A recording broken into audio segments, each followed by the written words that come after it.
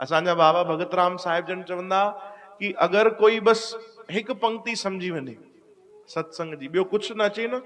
असां एॾनि सालनि खां नितनेम कयूं था, भक्ति कयूं था, पूजा पाठ सुखमनी साहिब जो पाठ कयूं था, 24 अष्टपदियूं पढ़ूं था, पर हिक ही पंक्ति कोई बस अमल करे वठे, तेरा भाणा मीठा लागे, अरे जीवन ही संवरजी वने उनजो। चओ हरे राम, जीवन बदलजी वने हिक पंक्ति में, थोड़े से सत्संग में। पर असां केड़ो सत्संग कंदा आहियूं ख़बर अथव? कीअं ॿुधंदा आहियूं सत्संग?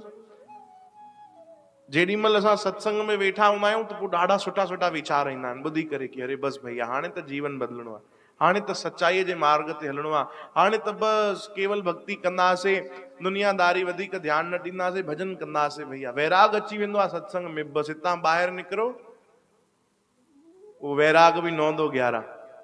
चओ हरे राम, हा न। वो सिंधी कॉलोनी जी गलियुनि में अलाए काॾे हली वेंदो आहे, पोइ वैराग पोइ ख़बर न पवंदी आहे।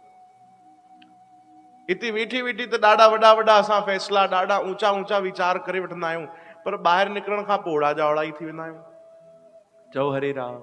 पर संत चवनि था ठीकु आहे भैया, ये भी कोई ॻाल्हि न आहे, एतिरी देरि तूं सत्संग त ॿुधियो आहे न, भॻवान हिन ते बि कृपा कंदा। एतिरी देरि तूं संगत जो संग त कयो न, कंहिं महात्मा जे शरण में त वेठे न, भक्तनि जे शरण में वेही करे भजन त कयो न, भॻवान हिन जो बि अनंत लाभ ॾींदा। संतन के संग लाग रे तेरी अच्छी बनेगी।